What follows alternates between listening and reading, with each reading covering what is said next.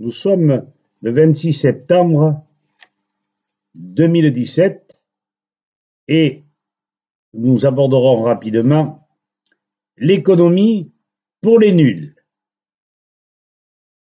Il faut savoir pourquoi nous sommes obligés, l'État en particulier, de diminuer ses dépenses et de ne pas assurer l'équilibre dans tous les domaines de la nation, que ce soit dans l'entretien des bâtiments, que ce soit dans la paix de ses fonctionnaires. Bref, l'État est sujet des banques.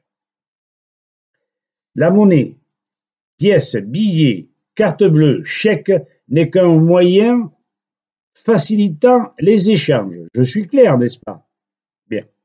2.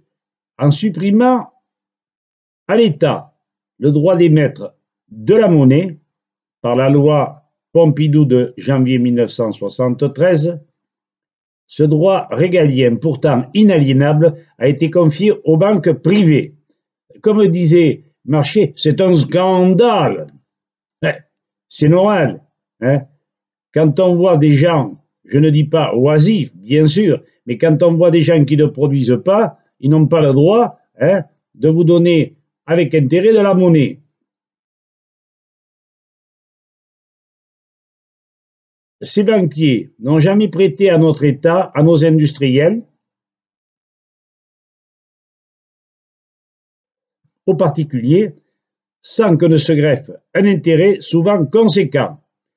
À mon avis, l'intérêt provoque l'inflation par l'augmentation des prix dus à ces impôts, dus à ces intérêts, pardon.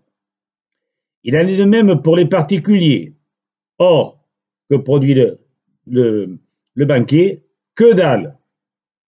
4. Conséquence, l'État s'endette, l'industriel s'endette, le particulier s'endette, la dette s'amplifie, donc il faut faire des économies. C'est un scandale, comme disait Marché.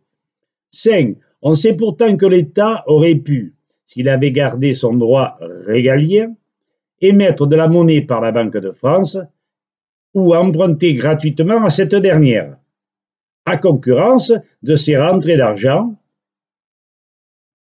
impôts, taxes diverses, pour payer par exemple ses fonctionnaires. Émettre de la monnaie, 6, émettre de la monnaie dont les sommes sont en adéquation avec la valeur de la production nationale. Autrement dit, on travaille tous et on échange sans frais. Ainsi, ne payant plus d'intérêts, l'État aurait réparti cette création monétaire sur tous les citoyens, au lieu d'emprunter.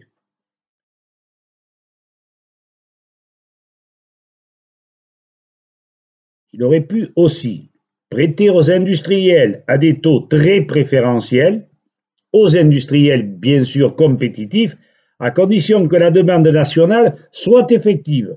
On ne produit pas si on ne peut pas le consommer et si ça ne sert que à peu de choses, si ce sont des objets, des machines ou peu importe, ou des jouets qui ne servent que très peu souvent et dont on n'a pas un besoin impérieux. L'avènement massif de la production vers 1930, la concurrence féroce dans tous les domaines a poussé les employeurs à supprimer l'élément humain. Voilà d'où vient le chômage, n'est-ce pas? En grande partie. Conséquence, des flots de chômeurs, l'économie se grippe, car celui qui ne peut acheter ruine celui qui veut vendre. Voilà résumé le problème. La dette est tout simplement la soumission de l'État par des intérêts énormes et du capital emprunté à rembourser, qui lui aussi est fort important. Les banquiers sont des scélérats. C'est pas moi qui le dis. La vie n'est pas programmée pour élever, construire, produire à tout va. Tout est lié à la demande nationale. Fini la publicité, la propagande, les réclames. Tout se résume à la production de biens nécessaires, je dis bien nécessaires, à l'ensemble de la population.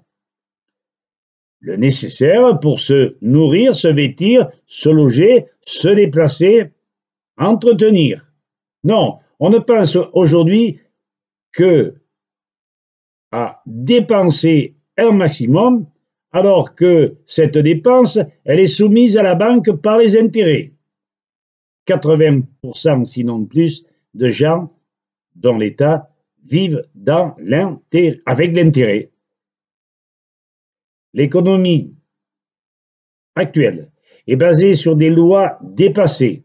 L'économie n'est pas un foutoir, mais bien une science ordonnée, produire sans rebut. Ricardo, Smith, Malthus se retournent dans leur tombe, le contexte économique actuel ne ressemblant plus du tout au leur. Voilà, j'ai fait le résumé de ce que j'avais appris difficilement, péniblement, parce que on nous prend pour des imbéciles et on complique les choses avec des théories qui ne sont pas à notre portée et qui ne sont qu'un cache ou trompe-couillon.